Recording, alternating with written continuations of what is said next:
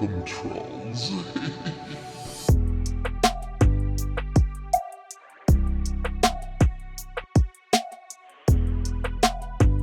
First sees all.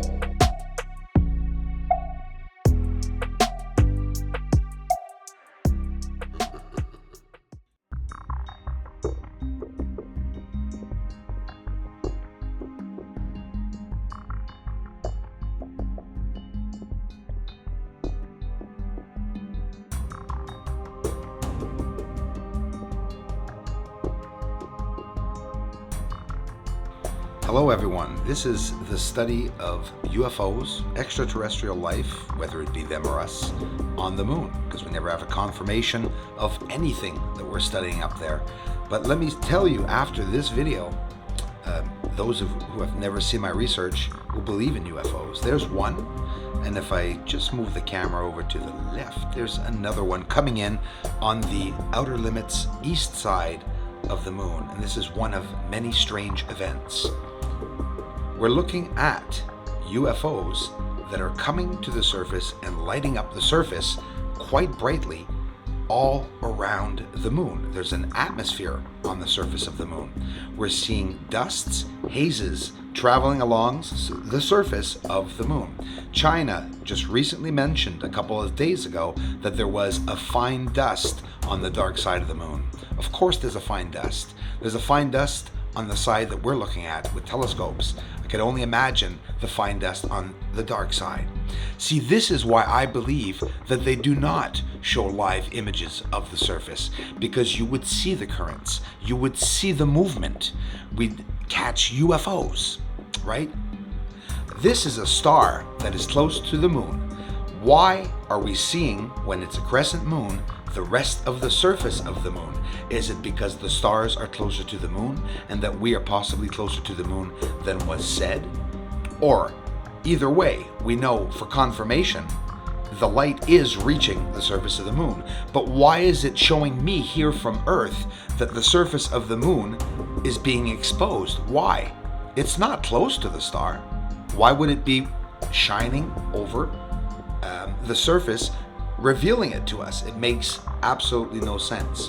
So we're looking at a small moon here, and the other side suddenly is very illuminated. It's starting to be illuminated more and more. We're seeing colors. We're seeing even Aristarchus because of that star, supposed star that is just supposedly crossing paths with the moon. I would say more or less the star is very close. These are the hazes. So say to yourself, the rover, the China rover, would be filming underneath that haze, or maybe in this haze.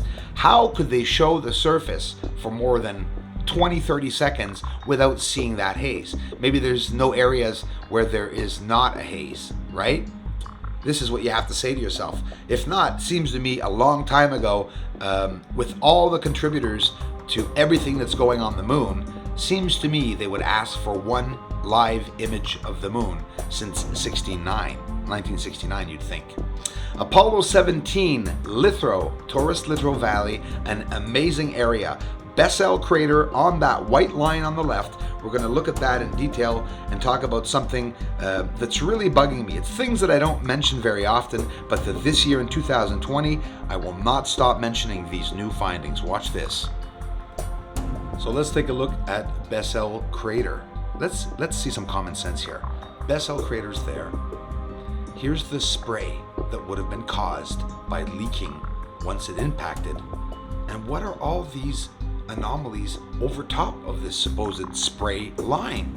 Why are there connections and anomalies along and over top of every spray line along each and every crater on the entire surface of the moon that can be seen from Earth? Over to Sinus Iridum. Look at the mountains on the top left. The elevation can be seen. Here is a magnificent extreme close-up where you can see on the edge there, right there, is Sinus Iridum. Look at all the anomalies and look at the elevation and the topography of the terrain that can be seen quite clearly in this image.